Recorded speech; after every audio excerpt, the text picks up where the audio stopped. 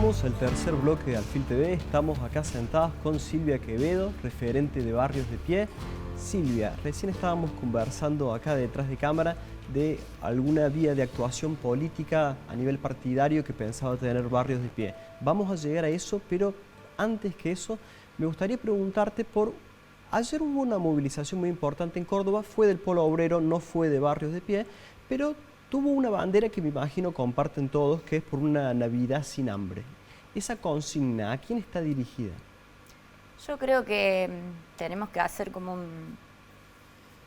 una historización sobre lo que fue la pandemia, la situación de desigualdad tanto en nuestro país y lo que significa para los sectores humildes, que quedó más que claro que durante la pandemia 14 millones de personas acudieron a necesitar una ayuda del Estado. Quedó más que claro que efectivamente hay una situación de desigualdad muy profunda en este país. Se hizo visible que había muchas personas que no podían acceder al agua potable, que era imposible sostener el aislamiento cuando hay 2 o 3 generaciones viviendo en una sola casa. Entonces, evidentemente hay una situación de profunda desigualdad, precisamente por cuestiones macroeconómicas y por una situación económica por la que estamos atravesando los sectores humildes. Y diciembre siempre es un momento sensible y creo que todos y todas los movimientos populares hemos trabajado para que llevar tranquilidad y trabajar en paz, y más en un contexto tan difícil como este. Y en ese trabajo coordinado, ¿cuál es el nivel de coordinación que existe entre las diferentes jurisdicciones del Estado? Porque, digamos, se ve que hay un escenario muy dividido, está la grieta, la metáfora que se utiliza como la grieta, el gobierno nacional muy alejado del gobierno provincial y del gobierno municipal. ¿Esto implica un obstáculo para que haya un trabajo coordinado o en el aspecto social funciona bien la interjurisdiccionalidad? Mira, nosotros seguramente hay un montón de cuestiones que se tendrían que profundizar. Seguramente nuestra mirada sobre la economía popular, las unidades productivas y todo este trabajo que venimos llevando adelante, que no viene desde un repollo ni no hemos planteado desde un lugar simbólico, sino que precisamente entendemos que la economía popular, ese sector, que no es solamente las personas que trabajan en los merenderos, estamos hablando de que hay personas que trabajan en Uber, hay personas que trabajan en Pedidos Ya, hay personas que son trabajadoras y no tienen derechos.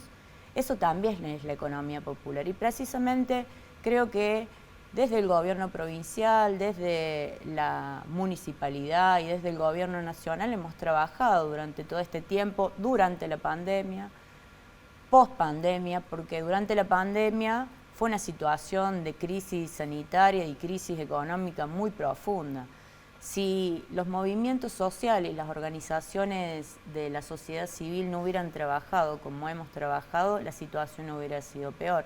Creo que seguramente siempre falta más, y falta todavía, pero por ejemplo desde la Municipalidad de Córdoba miramos cómo Martín Yarlora, con mucho entusiasmo, por lo menos nosotros, cómo puso en funcionamiento una agenda que desde los movimientos populares llevamos adelante hace mucho tiempo. Por ejemplo, institucionalizar las ferias en la ciudad de Córdoba, como por ejemplo hablar de la economía popular y dialogar directamente con funcionarios. Desde el área de salud también hemos incorporado algunas cuadrillas de trabajadores y trabajadoras de la economía popular para que puedan reparar centros de salud de los barrios populares.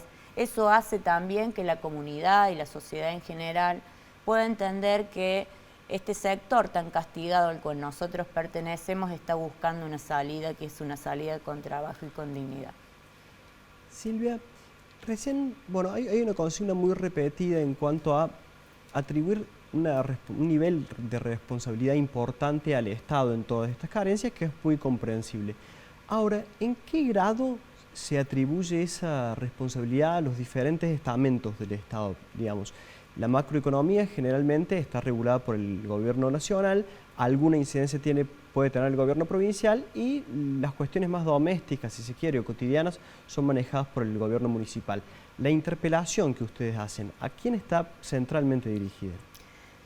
Parece que es una multiplicidad de cuestiones. Uno no podemos solamente pensar que este flagelo tan profundo que tiene que ver con las desigualdades, solamente hay un responsable, ¿no? Yo creo que hay una necesidad de crear un nuevo paradigma de políticas públicas para que efectivamente esos diálogos sean diálogos efectivos y para que precisamente estas políticas públicas, que efectivamente si hay 14 millones de personas en los 80, en los 90 existían 69 o 70 programas sociales que asistían a 800.000 personas. La pandemia dejó en evidencia que 14 millones de personas necesitaron de esa ayuda del Estado. Entonces hay que preguntarse efectivamente qué es lo que no está funcionando y para eso creo que nosotros y nosotras hemos generado algunas agendas que se han puesto en evidencia desde los distintos estamentos de las políticas públicas, tanto desde el gobierno nacional como fue la ley de emergencia social, que permitió que muchos trabajadores y trabajadoras pudieran concebir y percibir un salario social complementario. Por ejemplo, hablar de ferias en la provincia de Córdoba, en la ciudad de Córdoba, ferias de la economía popular, es también parte de un trabajo desde la idea, desde el concepto que este sector social al que nosotros pertenecemos ha dejado de tener posibilidades de acceder al mundo del trabajo formal, pero no quiere decir que no haya trabajo. Hay mucho trabajo, lo que no hay es empleo. ¿Qué quiere decir? Que no hay aguinaldo, no hay vacaciones y no hay derechos. Y fundamentalmente me parece que es un llamado de atención en general, porque durante la pandemia no había nadie que se animara a decir que los movimientos sociales o las organizaciones de la sociedad civil eran un problema. No había nadie que pudiera decir que éramos responsables o teníamos alguna responsabilidad en la cuestión económica de nuestro país. Pasado la pandemia, muchos sectores, inclusive algunos medios de comunicación, trabajaron sobre la estigmatización y sobre la demonización del rol de los movimientos sociales y creo que eso es algo que como sociedad también debemos reflexionar sobre a dónde ponemos a los pobres, ¿no? Nosotros creemos que no somos el problema, sino también somos parte de la solución y creo que los desafíos no solamente de la política, del Estado, sino también de la sociedad en su conjunto, que puede entender que hay un sector social que no eligió vivir de esta manera, pero busca todos los días poder avanzar y progresar en su vida.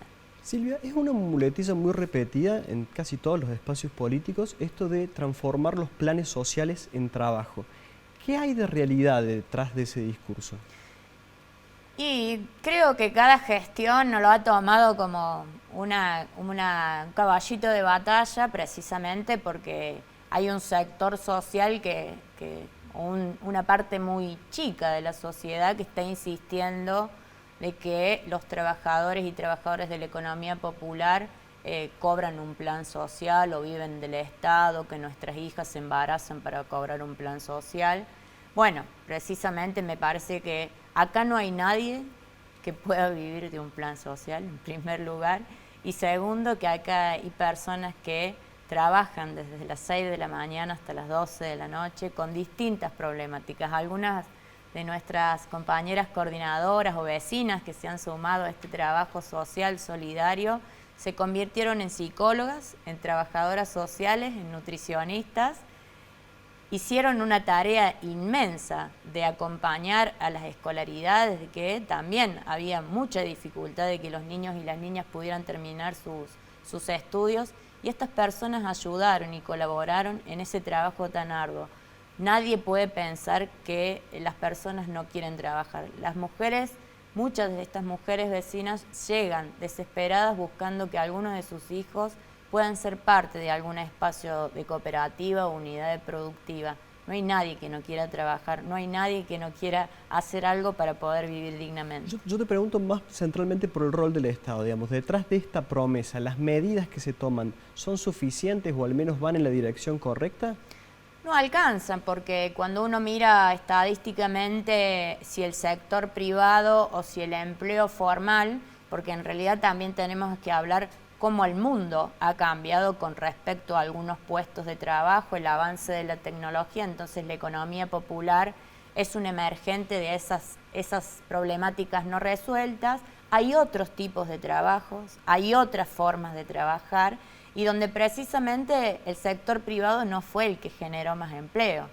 Y se han inventado otros tipos de trabajo y me parece que eso hay que empezar a entenderlo. Me parece que hay una parte de la política que no lo termina de ver y que estos trabajos, unidades productivas o espacios que se desarrollan diariamente en estos espacios comunitarios, se construye comunidad. Y ahí es donde me parece que todos tenemos el gran desafío de poder entender estos nuevos tiempos para acertar con políticas claras y no pensar que mañana vamos a generar 5 millones de puestos de trabajo y que se va a resolver así, porque hay que marcarlo dentro de una industrialización, dentro de la producción. Seguramente nuestro país tiene que ir camino a eso, pero mientras tanto tenemos que pensar cómo resolvemos este problema que tenemos hoy. Silvia, casi se nos acabó el tiempo, pero me gustaría hacerte una pregunta para una respuesta sintética, si se puede. ¿Qué es Córdoba Futura y cómo aspira a incidir en la política de Córdoba?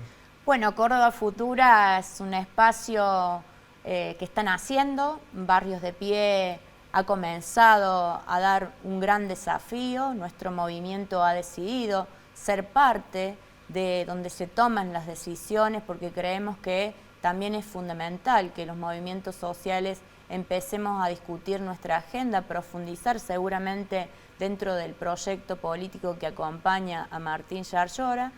Barrio de Pie es una parte fundamental, pero también hay otros sectores que los integramos, sectores vinculados al movimiento de mujeres, al ecologismo, a las juventudes. Esa parte que le falta a este proyecto nosotros queremos aportarle para que Córdoba siga creciendo. Silvia, muchísimas gracias. Gracias a vos. Nosotros vamos al último corte del programa y ya volvemos con el gran Dirte Ortiz para distender.